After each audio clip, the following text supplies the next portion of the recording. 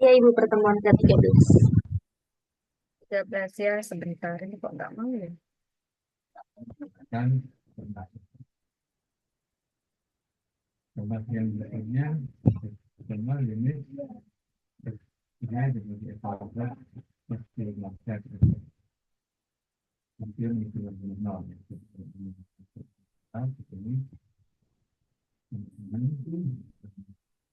evaluasi kan sebenarnya melihat pelajaran ini adalah yang penting jadi kita ini seperti yang belajar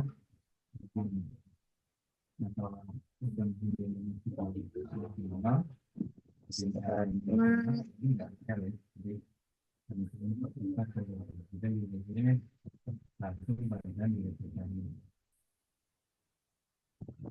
Ya, ini bisa ya, ini kalau menggunakan kalau menggunakan pelatihan yang biasa seperti yang pertama nanti kita yang kedua kita menunggu. Oke, kita mulai materi hari ini. Pekan lalu itu kita sudah bicara tentang uji hipotesis binomial dan Poisson ya. Hari ini kita bahasnya tentang ini. Oke, mohon maaf ini agak nggak stabil kayaknya. Saya izin off dulu kameranya ya. Oke, Ya, sudah nampak belum ya? Sudah terlihat, Ibu. Iya, tapi permasalahannya saya karena daringnya dari kampus, lalu ibu itu nggak bawa pulpen. Maaf ya, jadi agak pakai mouse agak susah ini ngetik-ngetiknya, tapi mudah-mudahan oke lah ya. Oke, ini kita sebagian kecil itu agak overlap dengan materi yang sudah lalu, yang pekan lalu intinya. Hmm,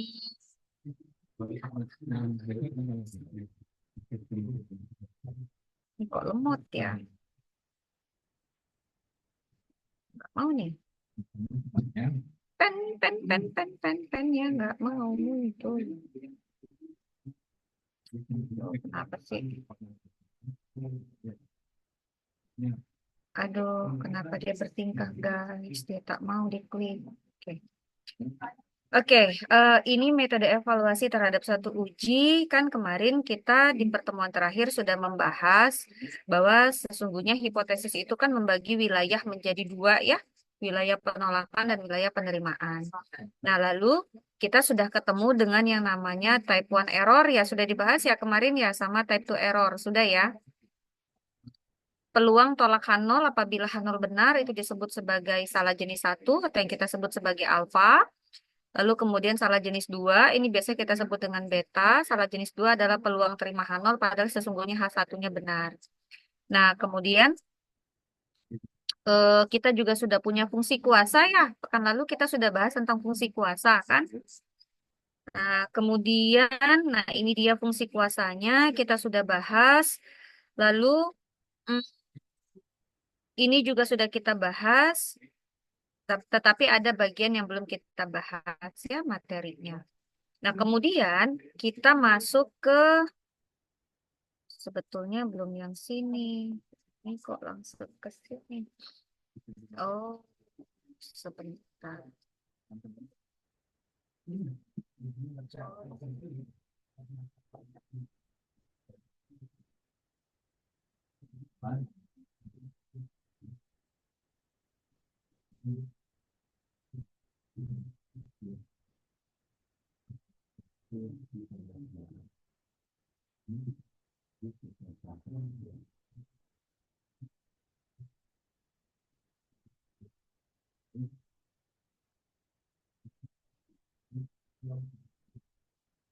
Sebentar, saya stop dulu.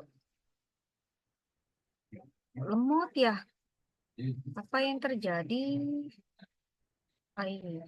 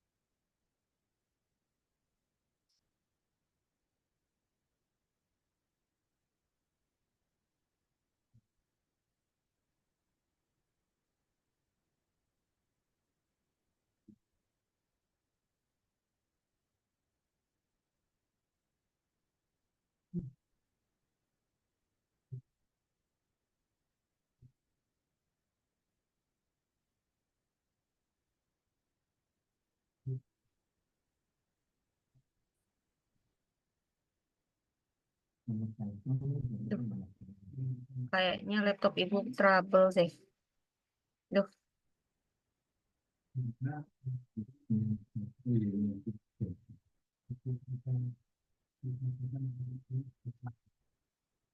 nggak mau buka laman Zoom-nya. Gimana? Ya? Aduh, astagfirullah. Sabar ya. Laman ininya agak trouble. Oke.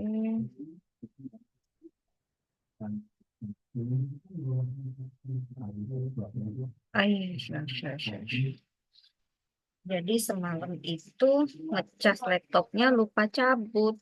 Terus pagi ini sedikit trouble. Ini nggak mau diklik nih. Ngeklik share juga nggak mau. Gimana nih ceritanya?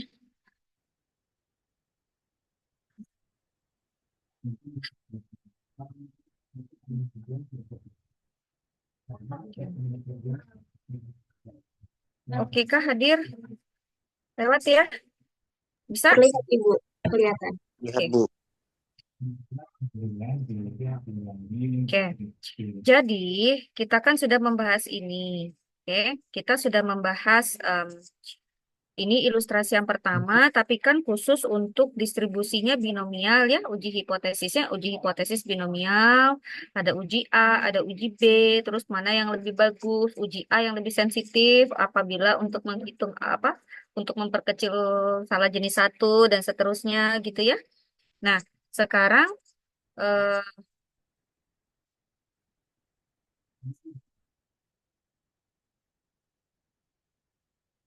kita sekarang ingin membahas,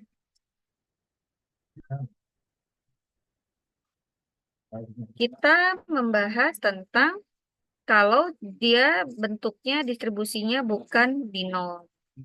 Oke. Nah, yang mana dia? Ini contohnya. Jadi memang materi yang kemarin kita skip, kita stop ya karena memang kita mau masuk ke kalau distribusinya bukan binom gimana gitu. Nah, ini sebagai contoh, mohon maaf ya pulpennya nggak ada, jadi ya tulisannya mungkin agak sedikit berantakan karena pakai kursor, kemudian nggak banyak bisa coret-coret ya. Ini contoh yang pertama. Contoh yang pertama, misalkan saya punya sebuah sampel acak. Sampel acak saya berukuran N, X1 sampai dengan XN, ini sampel acak saya, diambil dari suatu populasi yang berdistribusi normal. Normal dengan rata-ratanya adalah theta. Ini mouse-nya saya kayaknya trouble, tar dulu. Apa karena nggak dipakai alat sih?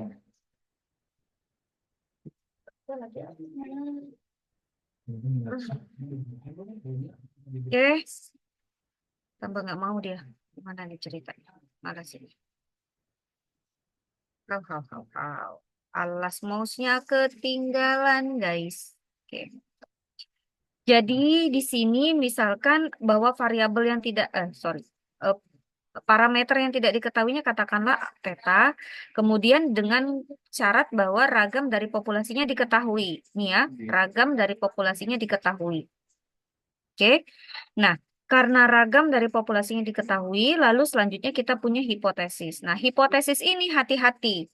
Kan kemarin kita sudah banyak sekali jenis hipotesis-hipotesis yang sudah dijelaskan ya. Ada hipotesis satu arah, ada hipotesis dua arah. Itu tergantung kita melihatnya dari H1 atau H0. Hipotesis satu arah atau dua arah itu kita lihatnya dari H0 atau H1, guys. Nol. Dari H? Satu. Satu. H1. H1 ya. Kita lihatnya dari H1. Ini satu arah atau dua arah? Satu arah atau dua arah? Satu arah. Satu arah. Nah, kanan kiri. Kanan. Arah kanan. Kanan ya. Ini satu arah kanan. Artinya nanti daerah penolakannya ada di kanan atau di kiri? Kanannya di kiri. Di kiri, Bu. Tolaknya di kanan atau di kiri? Tolaknya ada di kanan. Jadi nanti bentuknya begini. Ada garis. Saya nggak bisa gambar, no. Ini misalkan ada distribusi normal begitu. Nah, di sini nih daerahnya. Nah, ini ya. Ini daerah penolakannya ada di sini. Ini yang diarsir. Oke. Karena dia satu arah kanan. Ini yang dia titik tengahnya 0 gitu. Oke. Aman ya? Paham ya? Nah, terus saya katakanlah punya suatu uji. Uji saya katakanlah namanya uji kemungkinan rasio. Uji nisbah kemungkinan atau rasio likelihood. Oke, jadi nama uji ini adalah uji rasio likelihood atau uji nisbah kemungkinan. Kemudian saya berdasarkan uji nisbah itu katanya ada decision rule-nya atau wilayah penolakan H0-nya dia sudah punya. Wilayah penolakan H0-nya adalah ini. X0 komplement karena tolak ya. Tolak, yaitu kita sebut sebagai W. W itu adalah suatu himpunan di mana katakanlah X1, X2 sampai dengan ini mestinya XN ya, bukan X5. Ini tipe XN karena kan kita punya sampel acaknya sejumlah N. Oke. Dengan syarat bahwa katanya kalau X bar dikurang theta 0 dibagi sigma per akar N, katanya lebih besar daripada K. K itu adalah sebarang skalar. K ini adalah skalar. Oke, K ini adalah skalar. Nah, kemudian dari situ saya punya fungsi kuasa. Oke. Fungsi kuasa dari uji ini adalah beta theta. Beta tetanya adalah katanya fungsi kuasa kan adalah suatu besaran peluang di mana peluang untuk menolak theta untuk tetanya terletak antara minus hingga sampai dengan hingga. Nah, lalu di sini kita tinggal masukkan nih guys, bahwa tadi katanya wilayah penolakan H0-nya ini syaratnya. Oke. Katanya tolak H0 apabila X bar dikurang theta 0. Theta 0 itu adalah suatu parameter yang tidak diketahui nilainya dibagi sigma per akar N. Lalu berarti saya tinggal masukkan ke sini. Dia syaratnya lebih besar daripada K, daripada sesuatu tolak H0. Kenapa lebih besar? Karena lihat dari sini. Ini kan one tail sebelah kanan. Oke. Ini ya. Kan dari sini juga udah tahu nih hipotesisnya. Berarti wilayah tolaknya ada di sebelah kanan ya. Yang ini gambar grafiknya. Nih. Oke. Lalu berarti di situ saya harus membentuk dia dengan menggunakan apa? Dengan menggunakan teorema limit pusat lagi. Central limit theorem. Kata central limit theorem apa guys? Katanya kata central limit theorem Anda harus ingat bahwa Z itu adalah sama dengan X bar dikurang parameter ya dibagi sigma per akar N. Ini kan kata si teorema limit pusat. Kalau X itu berdistribusi normal theta, sigma kuadrat. Maka X barnya berdistribusi theta, sigma kuadrat per N ya. Maka di situ nggak tahu gimana caranya proses yang di sini ini harus diubah menjadi CTL yang di atas. Sehingga otomatis saya harus coba biar dia X bar itu dikurang theta, maka X bar ditambah theta dikurang theta. Maka hasilnya akan sama kan dengan sini. Ya kan? Ini kan sama ya, ini setara ya. Jadi X bar dikurang theta 0 dibagi sigma per akar N itu sama saja dengan X bar dikurang theta, dikurang theta 0, dikurang theta di dalamnya. Berarti kan ditambah theta. Berarti kurang theta tambah theta hasilnya 0. Sesuatu ditambah 0 hasilnya tetap ya. Betul ya? Dibagi sigma per akar N kurang dari K. Nah, berarti terus habis itu ini saya pecah. X bar dikurang theta dibagi sigma per akar N sendiri. Yang di sini ada tanda minus dari theta 0 dikurang theta dibagi sigma per akar N. Boleh saya pindah ruasnya ke kanan, dapatnya begini. Aman ya? Sampai sini aman ya? Oke ya?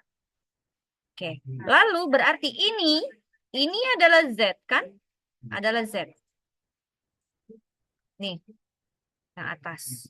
Z adalah X bar dikurang theta dibagi sigma per akar N. Itu kan Z menurut teorema limit pusat ya. Lebih besar dari K dikali ditambah ini. Sampai situ oke? Oke. Nah, ini sendiri sebetulnya sama dengan apa? Kalau misalnya saya bilang dia adalah harus, katakanlah, misalkan dia harus sama dengan sesuatu, katakan. Sama dengan apa ya kira-kira ya? Sama dengan sesuatu, misalkan di sini saya katakan saya menggunakan limit di sini sebetulnya. Jadi kalau saya mau pakai limit di mana limit tetanya mendekati minus tak hingga, maka nanti saya dapatnya peluang Z-nya lebih besar dari dan seterusnya. Kalau misalnya saya pakai di sini saya tuliskan bahwa limit dari theta mendekati tak hingga ini ya. Terus peluang dari yang atas ini sama persis ya yang di atas, yang ini ya, masuk sini ya. Ini. Kepanjangan saya nulis ya soalnya. Ini kan berarti boleh saya tulis menjadi yang ini kan Z lebih besar dari katakanlah minus tak hingga. Nah, ini namanya kekonvergenan dalam distribusi ya. Ini sama dengan 1. Oke. Nah, berarti kalau misalnya katakanlah untuk dia ini katakan sama dengan 0, misalkan ini tuh sama dengan 0 nih. Maka kan saya dapat fungsi kuasanya berarti apa? Kalau yang dia aja sama dengan 0, berarti saya punya K ditambah theta 0 dikurang theta dibagi sigma per akar N ini hasilnya sama dengan 0. Atau boleh saya tulis fungsi kuasanya beta. Kalau tetanya saya ganti dengan 0 untuk semuanya, maka kan saya setara dengan punya peluang bahwa Z itu lebih besar dari 0. Berapa ya kalau peluang Z-nya lebih besar dari 0? Setengah nggak luas di bawah kurvanya? Setengah ya? Kan gini, distribusi normal Anda, aduh, nggak normal ini. Gini, kan dari luas setengah, dari misalnya ini 0, ke kanan, luasnya berapa ini? Setengah bukan? Setengah Iya, kan? Bu. Setengah kan? Berarti peluang besarnya peluang Z-nya lebih besar dari 0, berarti kan dari 0 sampai dengan tak hingga. Berapa luas di bawah kurvanya? Setengah kan? Oke. Sampai situ, lanjut. Sekarang kita masuk ke fungsi paling kuasa, uji paling kuasa atau most powerful test. Oke. Di most powerful test katanya uji paling kuasa itu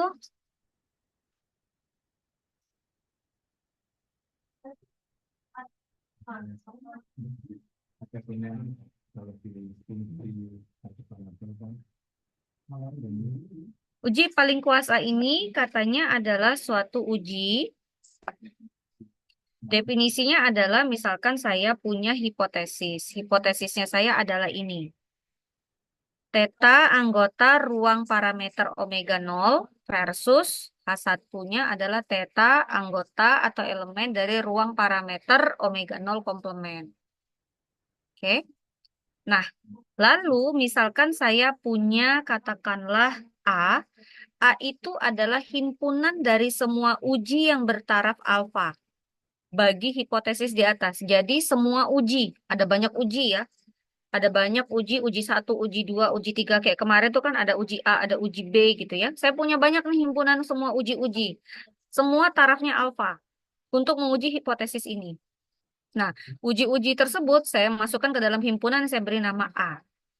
Nah, lalu suatu uji di dalam himpunan A itu dengan suatu fungsi kuasa beta theta akan disebut uji paling kuasa bertaraf alfa dalam himpunan semua uji-uji yang ada di dalam A jika fungsi kuasanya akan selalu lebih besar atau sama dengan dari fungsi kuasa dari semua uji yang lain. Jadi syaratnya uji paling kuasa itu adalah suatu uji di mana fungsi kuasanya paling besar. Itu intinya. Oke, kalimat ini untuk lebih gampangnya itu intinya. Jadi katanya kalau misalnya fungsi kuasanya paling besar dari semua uji-uji yang lain, maka dia merupakan fungsi paling kuasa. Oke, sampai sini ada yang mau ditanyakan? Sesimpel itu saja. Jadi kalau misalnya beta aksen theta ini adalah semua suatu fungsi kuasa dari semua uji-uji yang lain yang ada di dalam himpunan A. Jadi saya ulangi, uji paling kuasa adalah suatu uji di mana fungsi kuasanya paling gede, paling besar. Lalu saya turun, ini tadi definisi, dari definisi kita turunkan menjadi lemma. Dari definisi kita turunkan menjadi lemma. Lemma ini kita sebut sebagai lemma Neyman-Pearson. Oke. Lemma Neyman-Pearson ini adalah suatu turunan dari teorema di mana dia sangat terkenal di dalam uji hipotesis. Karena apa? Karena lemma Neyman-Pearson ini adalah suatu bentuk yang bisa kita pakai untuk menguji hipotesis di mana sebarannya atau distribusi dari sampel acaknya kita itu tidak harus mengikuti suatu distribusi yang common, yang sudah ada, yang sudah familiar, enggak harus. Jadi bisa pakai bentuk-bentuk distribusi yang lain juga bisa. Oke. Nah, terus di sini katanya misalkan gini. Kalau misalnya saya punya hipotesis. Hipotesisnya saya katakanlah theta sama dengan theta 0 versus H1-nya theta sama dengan theta 1. Nah, tolong Anda lihat di sini dia katakan bahwa theta 0 itu tidak sama dengan theta 1. Oke. Dia nggak sama. Sedangkan katanya theta I itu katanya di mana I-nya 0 dan 1 adalah parameter dari suatu fungsi massa peluang atau fungsi kepekatan peluang dari ruang parameternya omega 0 ini. Oke. Nah, ini nggak ada ini. Ini tipu ini. Nah, dari FMP atau FKP Fx theta I. Kemudian misalkan kita punya sampel acaknya berukuran N. Ini sampel acaknya. Lalu katanya kita ada wilayah penolakan. Nah, ini wilayah penolakan. W ini adalah wilayah penolakan, yaitu kita sebut sebagai X0, X cantik 0 komplement, yaitu suatu himpunan X1 sampai dengan Xn, di mana, nah ini lemma persen bunyinya begini. Fungsi massa peluang atau fungsi kepekatan peluang gabungannya Fx1, X2 sampai dengan Xn dengan parameternya adalah theta 1. Theta 1 itu berarti ngambil punyanya H1. itu dia akan lebih besar dari K. Ini tipe, ini bukan titik koma, tapi ini dikali. K dikali fx1 sampai dengan xn dengan syarat parameternya adalah theta 0. Theta 0 diambil dari H0. Oke. Jadi di sini ngambil dari H1, di sini ngambil dari H0-nya. K itu adalah suatu skalar, sebarang. K ini adalah skalar. Oke, ini skalar. Nah, itu kata bunyinya si Lehmann-Neman-Person. Oke. Nah, kaidahnya ini untuk pembacak diskret. Kaidah ujinya untuk pengambilan keputusannya katanya jika X1, X2, X3 sampai dengan Xn itu merupakan anggota dari himpunan W, maka kita katakan tolak H0. Ini kan tadi kan sudah dibilang sebetulnya ini tuh wilayah penolakan H0. Lalu kalau misalnya jika X1, X2 sampai dengan Xn itu anggota dari suatu himpunan, himpunannya di mana fx1, x2 sampai dengan xn dengan syarat parameternya theta 1 kurang dari k dikali fx1 sampai dengan xn dengan parameternya theta 0, maka katanya kita terima H0. Tapi kalau sama hasilnya bahwa fx1, x2 sampai dengan xn dengan parameternya theta 1 itu sama dengan k dikali fx1 sampai dengan xn dengan parameter theta 0, maka kita belum dapat memutuskan apakah H0 itu diterima atau ditolak. Oke. Nah, dan ini hanya berlaku untuk peubah acak diskret.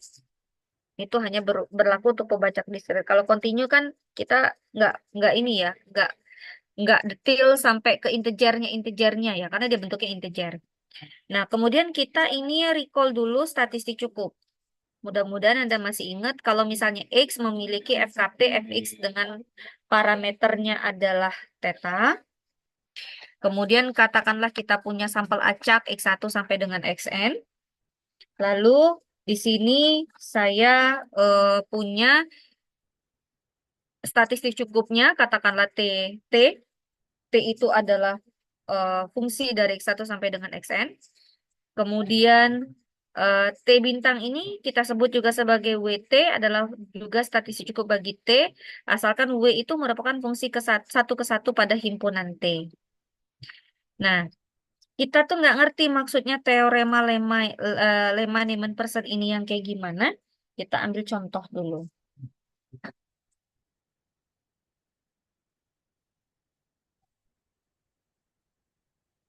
Oke, ini ilustrasinya. Ilustrasinya, misalnya, X itu berdistribusi normal theta 1. Oke. Lalu kita punya X1 sampai dengan Xn, ini contoh acak atau sampel acak yang berukuran N. Lalu saya punya statistik cukup, katakanlah sudah dibuktikan statistik cukupnya adalah T. T itu adalah sigma XI, yang merupakan fungsi dari X1 sampai dengan Xn, itu merupakan statistik cukup. Lalu kita punya X bar. X bar ini katakanlah seper N sigma XI, atau seper N dari T, ini juga merupakan statistik cukup bagi theta. Lalu misalkan kita punya W1. W1 ini adalah harga mutlak dari XI, sigma XI. Ini bukan statistik cukup katanya. W2 harga mutlak dari X bar. Ini juga bukan statistik cukup bagi parameter theta. W1 dan W2 bukan statistik cukup karena W1 dan W2 kan bukan merupakan fungsi satu ke satu ya. Bukan merupakan fungsi satu ke satu. Walaupun W1 dan W2 ini merupakan fungsi dari T. Oke, kan W1 itu kan harga mutlak dari T. W2 itu kan berarti harga mutlak dari seper NT, ya kan? Benar ya? Jadi W2 itu kan sebetulnya dapat saya tuliskan dalam bentuk harga mutlak dari 1 per N dikali T. Jadi dia merupakan fungsi dari T, tapi dia bukan statistik cukup. Karena kalau mutlak udah jelas ya, dia 2 ke 1. Jadi dia bukan merupakan statistik cukup. Karena syarat statistik cukup itu, dia merupakan fungsi 1 ke 1. Oke, itu ilustrasinya. Lalu, saya ke sini. saya ada lemma Niemann person, tapi kalau yang tadi hanya untuk peubah acak diskret, kalau yang sekarang untuk peubah acak diskret maupun peubah acak kontinu. Oke. Nah, di sini misalkan kita punya X. X itu berdistribusi sesuatu. Bisa memiliki FMP, bisa memiliki FKP. Jadi fungsi massa peluang atau fungsi kepekatan peluang. Karena dia bisa diskret, bisa kontinu. Lalu saya punya hipotesis. Katakanlah hipotesis saya masih sama dengan yang tadi, hipotesis saya, yaitu H0-nya θ sama dengan θ0, H1-nya θ sama dengan θ1, tapi di sini θ0 tidak sama dengan θ1. Lalu di sini katanya, jadi ini bisa saja lebih besar, bisa saja lebih kecil ya, θ satunya. Bisa satu arah, bisa dua arah. Nah, kemudian di sini X1 sampai dengan Xn ini adalah sampel acak. Lalu ambil uji uji A-nya dengan aturan sebagai berikut ini. Aturannya katanya ujinya adalah kalau misalnya X1, X2, X3, dan seterusnya sampai dengan Xn ini merupakan anggota dari WA. WA itu adalah suatu himpunan di mana Fx-nya X1 sampai dengan Xn dengan parameter θ1 kurang dari K dikali Fx1 sampai dengan Xn dengan parameternya θ0, maka katanya kita tolak H0-nya. Oke. Sedangkan katanya si K itu lebih besar sama dengan K itu lebih besar sama dengan 0. Ini ketinggalan 0-nya tipe. K itu harus lebih besar dari 0. Jadi dia bukan bilangan negatif ya, tapi dia bilangan positif. Bilangan bukan juga harus bulat ya. Nggak harus bulat. Terus kemudian X1 sampai dengan Xn itu kita sebut di mana WA itu adalah wilayah penolakan H0. Artinya kalau di sini lebih dari, kalau di sini kurang dari ya berarti kita terima H0-nya. Oke. Nah, lalu di situ bahwa besarnya peluang di mana X1, X2 sampai dengan Xn merupakan anggota dari himpunan WA, maka kita sebut ini sebagai fungsi kuasa bertaraf alfa. Oke. Ini yang kita sebut fungsi kuasa bertaraf alfa. Nah, kemudian ini korolerinya ini kalau pakai statistik cukup ya. Jadi dia pakainya T, pakai T, pakai T gitu. Jadi dia menggantinya dengan T, bukan X1, X2 sampai dengan Xn, tapi kita ganti dengan T. Di sini juga kita ganti dengan T, karena T itu merupakan fungsi dari X1 dan sampai dengan Xn. Oke. Nah, kalau misalnya syarat satunya ini terpenuhi, kemudian syarat duanya bahwa beta theta itu kurang dari sama dengan alfa, maka kalau dua buah syarat ini terpenuhi, maka uji ini disebut uji paling kuasa bertaraf alfa. Oke. Nah, terus saya ke ini ringkasannya. Jadi dengan cara yang dibuat itu kalau nggak salah ada di materi yang sebelumnya ya, nanti coba saya bukakan. Ini ringkasannya, nah ini yang Anda sudah tahu waktu pas Anda belajar StatDas atau StatMat 1, dari mana datangnya. Dari mana datangnya. Jadi kalau misalnya bentuk hipotesisnya adalah ini kan hipotesisnya bahwa θ0 kurang dari θ1, berarti θ1 lebih besar dari θ0. Ini kan berarti ini adalah uji satu arah kanan, ya kan? Ini uji satu arah kanan. Bentuk begini juga merupakan uji satu arah kanan, bentuk yang ini juga merupakan uji satu arah kanan. Karena kita lihat dari H1-nya, semuanya ini adalah uji satu arah. Kita tidak peduli yang bentuk H0-nya ada yang dia bentuknya begini ini sama, 1 dan 3 ini sama, atau dia bentuknya begini tetapi dia H0-nya bentuknya juga komposit ya, kurang dari sama dengan. Maka tolak H0 apabila ini yang kalian tahu Z hitung lebih besar daripada Z tabel.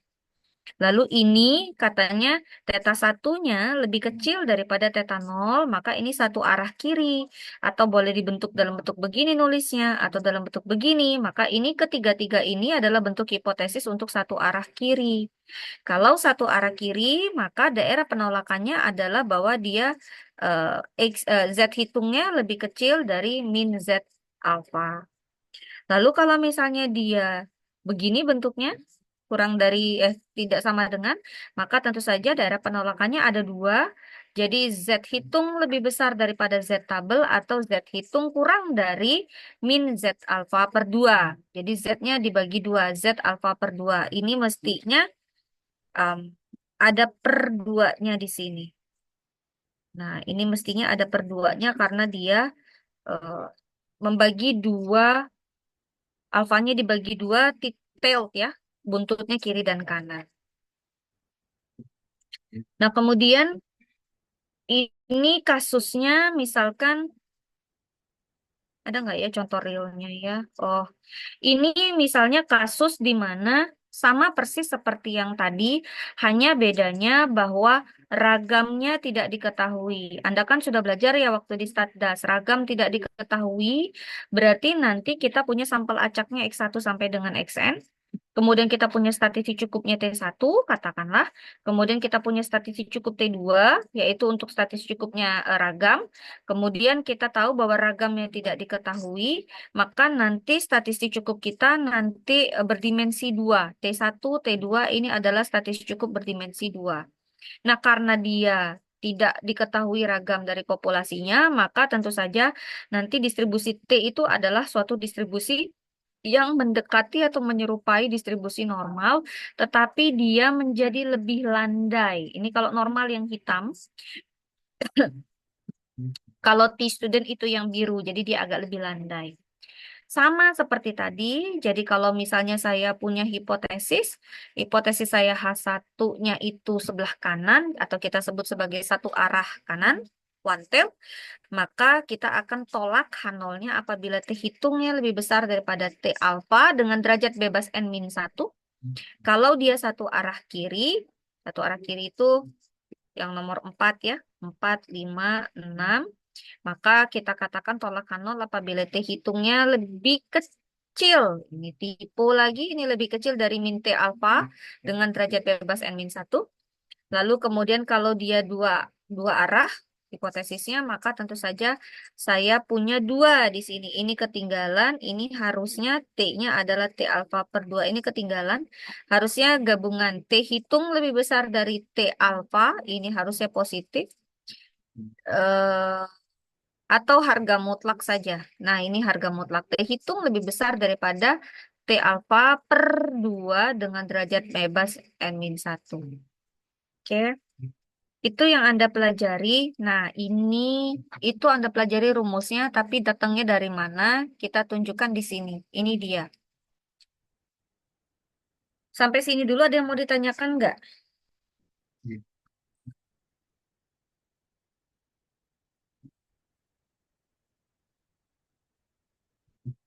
Kalau nggak ada, kita masuk ke contoh soal.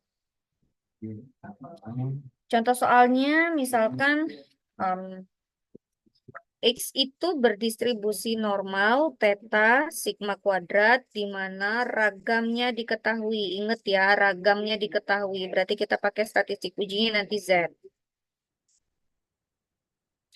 X1, X2, X3 sampai dengan Xn itu adalah sampel acak. Lalu kemudian di sini kita punya katakanlah statistik cukup T. Statistik cukup T saya adalah X bar. X bar itu adalah 1/n sigma XI, di mana kita tahu kalau X bar itu atau T itu berarti menyebar normal theta sigma kuadrat per N. Ini kita sudah tahu nih. Nah, lalu nanti tolong dilihat baik-baik bagaimana hipotesis. Ini contoh kasus 1. Tadi kan hipotesis ada banyak ya di sini. Nah, ini saya punya 7 hipotesis, maka PR Anda adalah Anda kerjakan hipotesis-hipotesis ini. Di sini dia ngambil theta 0 kurang dari theta 1. Nih. Ini adalah hipotesis yang pertama. Theta 0 kurang dari theta 1. Atau theta 1 lebih besar dari theta 0. Ini berarti uji satu arah atau dua arah?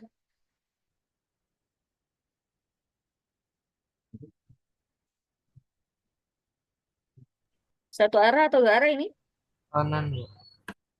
Satu arah Satu arah. Satu arah mana? Kanan, kiri? ke kiri. Wush. Hati-hati, cek dulu benar-benar. Daerah Theta penolakannya kanan. Iya, dari itu kanan. letak hipotesisnya. Dua arah kalau hipotesisnya ya. Loh, ya dari mana dua arah? Satu arah dong. Benar-benar sama dengan, tapi kan itu belum menjamin. Hati-hati. Ini Iya satu guys. arah lah. Satu arah mana? Kanan. Kanan. Lihat ya, lihat sini ya. Ini kan katanya theta 1 lebih besar dari theta 0. Jadi hipotesis ini kan dia bisa tuliskan bahwa theta 1 ini theta 0 ya. Ini theta sama dengan theta 0. Ini theta sama dengan theta 1. Berarti kan dia tuh bisa tuliskan theta 1 lebih besar dari theta 0. Nih, kan ini. Nih, lihat nih tulisannya. Jangan terjebak, saya sengaja nulis theta 0 kurang dari theta 1. Kan boleh saya tulis theta 1 lebih besar dari theta 0, bukan? Ini udah theta 0. Berarti di sini theta 1 lebih besar dari theta 0. Satu arah kanan, kan? Iya, Oke, Bu. sampai sini. Satu arah kanan. Lanjut ya, bisa lanjut. Lalu saya pakai corollary tadi. Corollary yang pakai em, apa? Pakai statistik cukup. Di sini saya kan tahu bahwa T itu berdistribusi normal theta dan sigma kuadrat per N. Tapi sigma kuadratnya diketahui nilainya. Jadi dia bukan parameter yang tidak diketahui nilainya. Berarti kalau saya nyatakan ini dalam bentuk fungsi, ini dia fungsi. Fungsi kepekatan peluangnya. Misalkan saya sebut sebagai G, berarti GT dengan parameter theta itu apa? Kan saya tinggal nulisnya 1 per. Kan kalau normal biasa apa? 1 per sigma akar N gitu ya. Akar 2 pi ya. Dikali E pangkat min setengah gitu kan. Dikali X dikurang mu dibagi sigma gitu kan. Dibagi N. Betul ya? Dibagi N dikuadratkan. Ini kan kalau X berdistribusi normal mu sigma kuadrat. Nah, sekarang saya punya T. T saya berdistribusi normal theta sigma kuadrat per N. Berarti apa? Ini kan distribusinya saya. Ada yang mau tanya dari mana ini datangnya?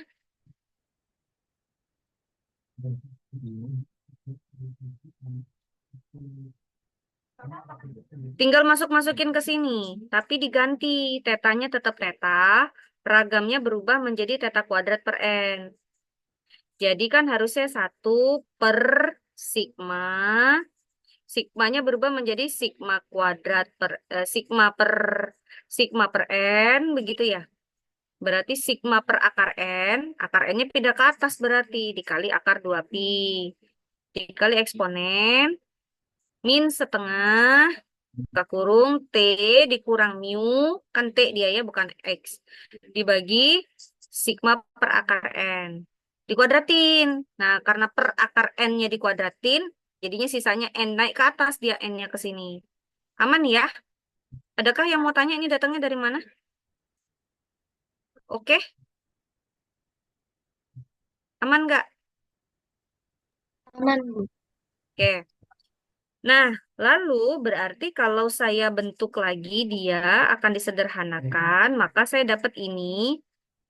Ini saya bentuknya menjadi 2 pi per N dikali sigma kuadrat dipangkatin min setengah. Boleh ya? Pangkatnya jadi ke atas, jadi 1/4. Boleh ya? Kan jadi dibalik. Akar 2 pi dengan akar N diputar posisinya. Tapi pangkatnya jadi min setengah. Boleh ya? Aman ya ini? Dikali eksponen dari, nah ini saya pecah. T min theta dikuadratkan dikali min N dibagi 2 dikali sigma kuadrat. Ini aman ya? Aman kan? Oke, ini aman. Lanjut. Janjinya apa? Kata teorema Lehmann-Person corollary tadi. Jika katanya GT dengan syarat parameternya theta 1 lebih besar dari K dikali GT dengan syarat parameternya theta 0 diambil dari hipotesis 0, maka katanya keputusannya adalah tolak H 0. Itu kan kata corollary-nya ya. Sampai sini oke ya. Saya tinggal masukin aja nih ke sini. Ini masukin sini. Dengan catatan, ini katanya punyanya tetanya teta apa? Teta 1. Saya kasih warna merah nih. Kan katanya ini tetanya teta 1 ya, yang di sebelah kiri kan. GT dengan syarat teta 1. Berarti yang di sini saya ganti dengan teta 1. 2pi per N sigma kuadrat pangkat min setengah eksponen min N dikali T dikurang tetanya ganti dengan teta 1. Ya kan teta doang nih. Saya ganti dengan teta 1 per 2 sigma kuadrat. Aman ya di sini ya? Aman. Yang saya ganti sini doang. Teta 1. Aman ya? Lanjut. Lebih besar dari K.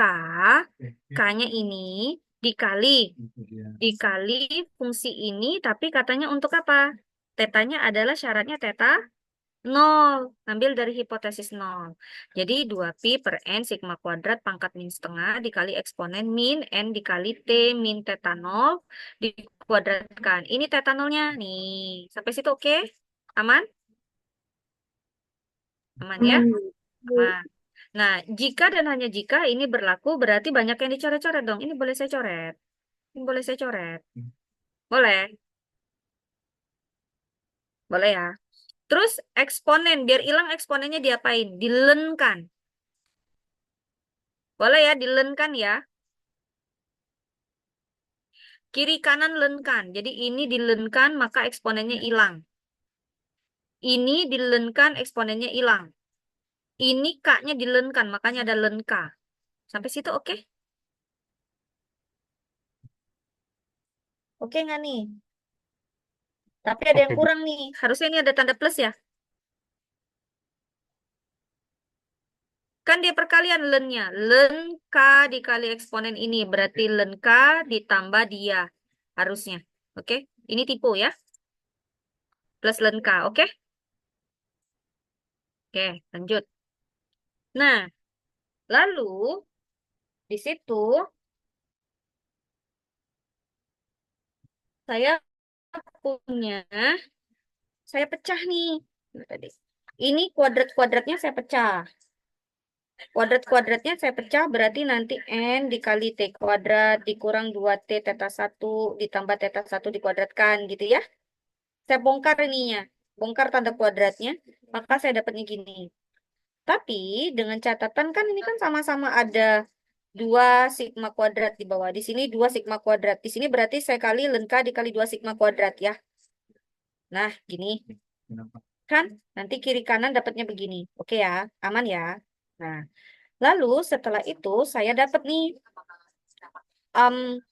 Saya deket-deketin. Yang ada parameter-parameternya saya dekatkan. Di sini saya punya teta 1 dikuadratin.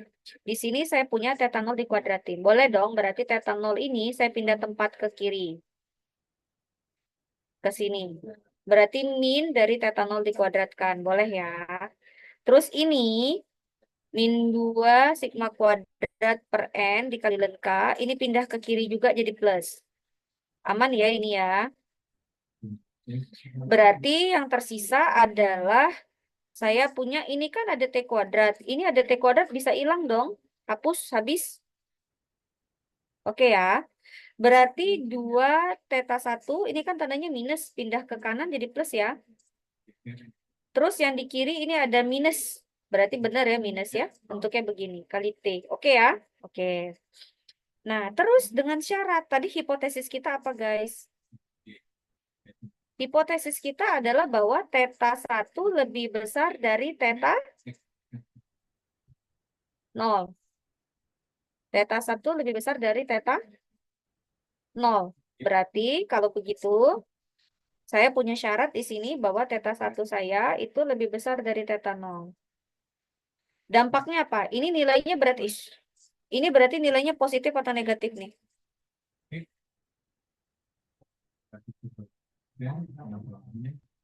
Lebih besar nggak ini dari 0?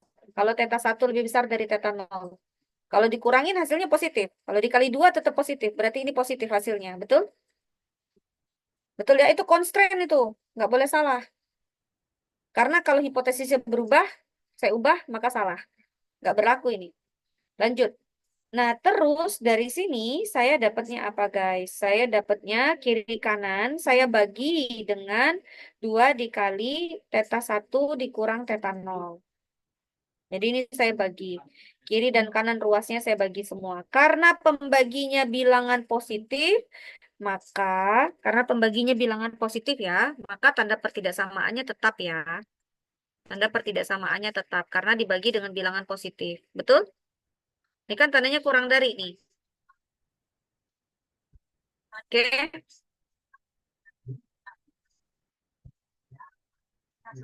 Ini sebetulnya ini ada perubahan di sini. Kenapa ada kurang dari? Kan awalnya dia lebih dari nih.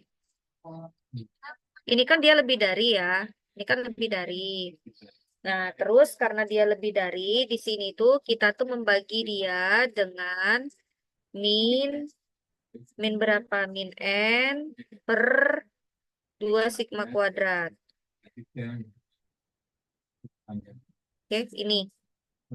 Ini kita bagi kiri kanan ini sama-sama semua ruas ini kita bagi dengan min N per sigma per 2 sigma kuadrat.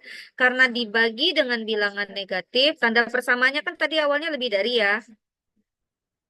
Karena kita bagi, maka jadinya nanti kurang dari ini tandanya. Oke ya, nggak masalah ya. Nanti sisanya berarti saya dapatnya yang ininya doang. T dikurang theta 1 dikuadratkan. Makanya nanti saya dapatnya ini. Sedangkan pembaginya nanti ini makanya dikali. Sampai situ oke. Makanya tanda pertidaksamaannya berubah ya. Aman ya? Ini kan matematik banget nih, matematik biasa. Oke. Nah, lalu di situ karena kiri kanan ini saya bagi dengan bilangan positif, tanda pertidaksamaan saya tetap. Berarti saya berubah hasilnya berarti theta 1 kuadrat dikurang theta 0 kuadrat dibagi 2 dikali theta 1 dikurang theta 0. Ditambah ruas yang ini dibagi juga dengan 2 dikali theta 1 dikurang theta 0. Oke? Kurang dari ini dibagi dengan dirinya sendiri, maka sisanya hasilnya 1 dikali T, hasilnya T. Aman ya? Aman.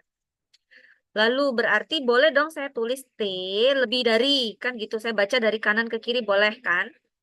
T lebih dari, berarti ini kan kalau saya sederhanakan kan berarti theta 1 dikurang theta 0 dikali theta 1 ditambah theta 0. Coret-coret dengan yang bawah nanti. Maka hasilnya tinggal theta 1 ditambah theta 0. Oke ya? Oke. Terus dibagi, ini bukan Z tapi 2 ya. Oke. Lalu ditambah, ini berarti apa? Ini kan 2 dengan 2 atas ini habis nih. Berarti sigma kuadrat dikali lengka dibagi N ini hilang kemana nih? Harusnya tetap ada N-nya. Ini N-nya ketinggalan ya. Ini harusnya masih ada N ya. Ipo ya. Masih ada N kan? Ini ada N nih. Oke. Nah, lalu berarti saya memisalkan semua yang kanan ini, yang kanan yang semua ini, saya misalkan dengan suatu simbol yang baru. Katakanlah K bintang. Terus berarti T itu sendiri kan sama dengan X bar. T kan X bar ya. Berarti boleh dong saya tulis X bar lebih besar dari T bintang. Sudah? Berarti most power test, berarti uji paling kuasanya adalah tolak nolnya adalah wilayah penolakannya adalah di mana X bar lebih besar dari K bintang. Selesai nih sampai sini. K bintangnya apa? K bintangnya banyak ini nih. Oke, jadi kalau dia satu arah kanan, maka daerah penolakannya X bar lebih besar dari K bintang. Benar ya? Satu arah kanan ya? Satu arah kanan. Jadi buntutnya ada di kanan. Lanjut. Nah, sekarang kita bicara taraf uji. Taraf uji itu kan berarti fungsi kuasa. Katakanlah alfa. Alfa itu katanya adalah besarnya peluang untuk tolak H0. Peluang untuk tolak H0. Lalu alfa itu katanya besarnya peluang tolak H0-nya tadi yang ini. X bar-nya lebih besar daripada K bintang. Sampai situ oke? Sampai sini.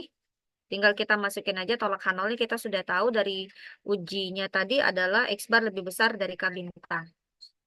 Lalu habis itu kita masuk lagi ke teorema limit pusat. Kita harus bagi dia, kan kita tahu X bar itu kan menyebar normal mu sigma kuadrat. Betul ya? Per N. Ini kan? Nah, berarti di situ kiri kanan saya perlakukan sama. Bukan mu di sini, theta ya. Tadi dia di sini theta ya. Theta 0 katanya. Berarti karena parameternya theta 0. Berarti X bar dikurang theta 0 dibagi sigma per akar N. Yang kiri. Yang kanan juga berarti dikurang theta 0 dibagi sigma per akar N. Sudah ya? Ini berarti setara dengan Z dong. Z. Yang kanan ini. Nah, ini kita sebut sebagai, karena dia satu arah, maka kita sebut sebagai Z alfa. Maka besarnya peluang Z lebih besar daripada Z alfa. Z alfa itu yang mana? Yang ini. K bintang dikurang theta 0 dibagi sigma per akar N. Jadi, kalau misalnya saya tulis Z alfanya adalah K bintang dikurang theta 0 dibagi sigma per akar N. Kalau saya keluarkan K bintangnya, berarti saya dapatnya apa? Z alfa dikali sigma per akar N ditambah theta 0. Atau boleh saya tulis theta 0 ditambah Z alfa dikali sigma per akar N. Betul? Oke. Nah, berarti katanya tolak H0 apabila X barnya lebih besar dari K bintang atau dapat kita nyatakan X barnya lebih besar dari K bintangnya ini. Theta 0 ditambah Z alfa per 2, Z alfa dikali sigma per akar N. Dah, selesai. Mirip ya? Oh, ternyata begitu rumusnya. Waktu pas di statdas dapatnya begitu. Begitu ya rumusnya statdas, betul kan? Kalau satu arah, uji hipotesis untuk menguji rata-rata, berarti kita tahu bahwa, oh iya, bentuknya begitu. Oke, sampai situ ada yang mau ditanyakan? Habis masalahnya.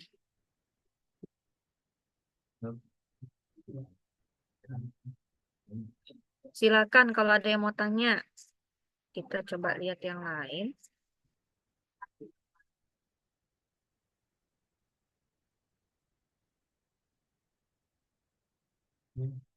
Jadi mau dilakukan dengan kalau yang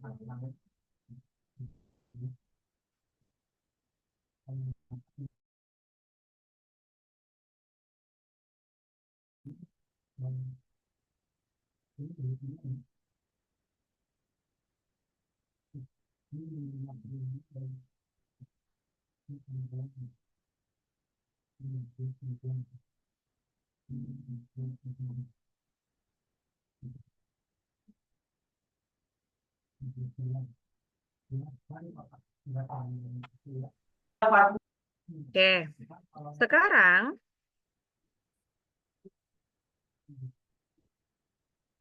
ini.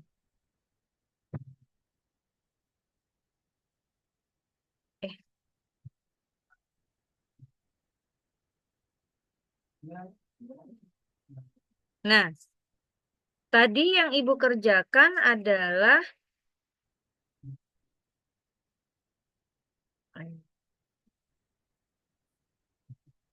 yang ini. Hipotesis yang pertama. Nah, sekarang tugas Anda adalah gimana kalau hipotesisnya adalah yang kedua ini. Hipotesisnya adalah hipotesis yang kedua. Bahwa theta satunya kurang dari theta 0. Ini satu arah kanan atau satu arah kiri? Satu arah kiri. Satu arah kiri. Ayo coba kerjakan. Kuis ya. Sudah punya filenya kah? Belum ada Ibu. Persis begini. Oke, saya kirim sekarang ya. Atau minimal kalian mau screenshot dulu biar cepat. Ini. Sudah di screenshot? Taruh di grup boleh? Sudah? Bilang kalau udah di screenshot yang ini. Sudah di screenshot. Oke, yang ini sudah?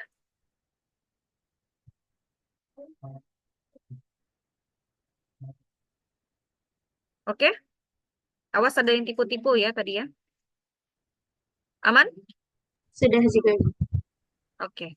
Ini soalnya yang nomor 2.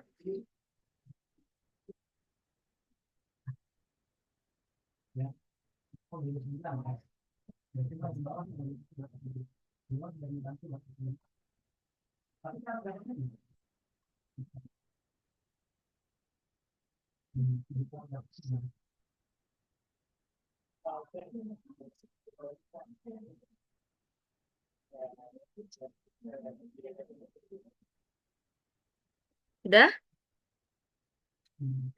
Oke, silakan kerjakan ya. Sampai jam 3. Aura, tolong siapkan linknya di Google Drive-nya. Google Drive atau OneDrive-nya ada? Ada Ditaruh Ibu. di grup aja ya. Atau di WhatsApp description ada? Oh iya baik Bu, nanti saya taruh di description. Oke. Silakan bekerja ya. Ibu stop share dulu untuk bisa dikirimkan filenya ke Anda ya.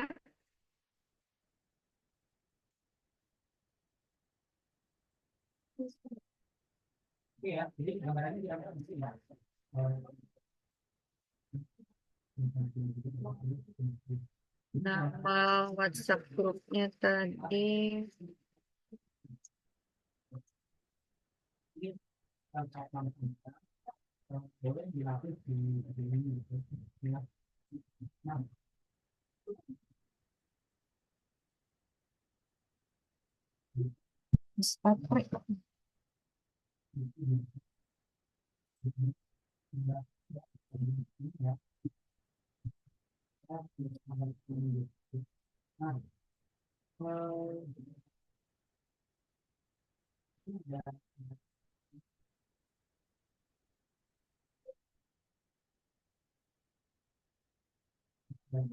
Sudah terima?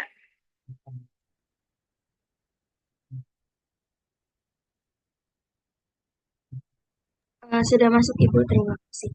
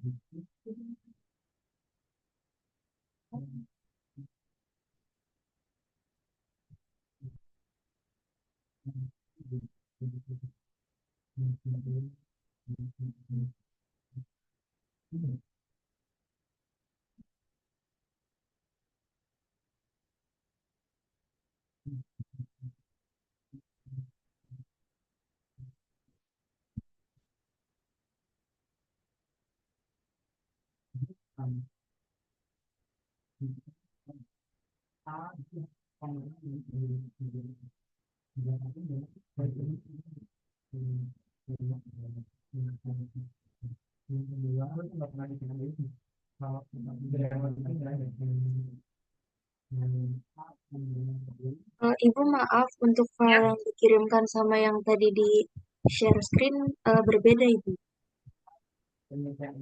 Kenapa? Filenya yang dikirimkan sama yang tadi di share screen beda Bu. Adakah?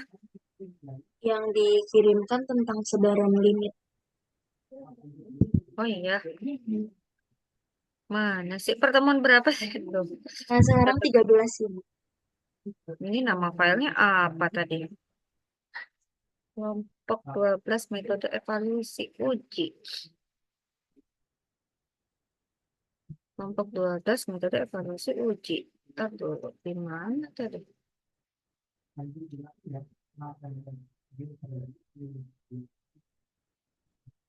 Aduh, tadi yang mana ya?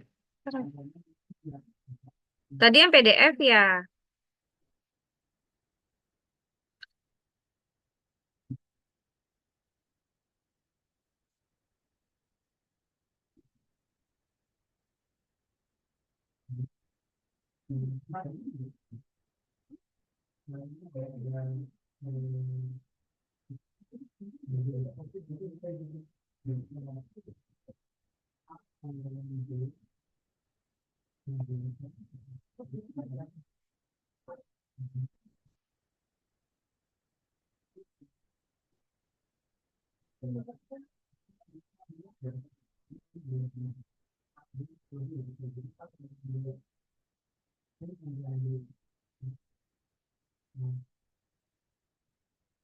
Ini?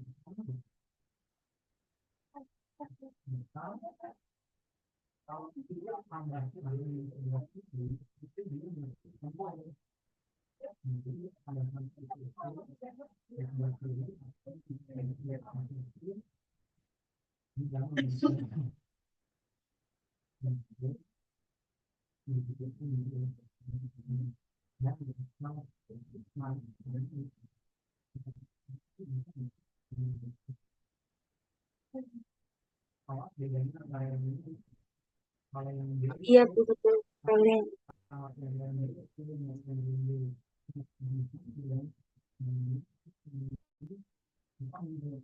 Udah betul? Sudah, Ibu. Betul ya filenya? Oke.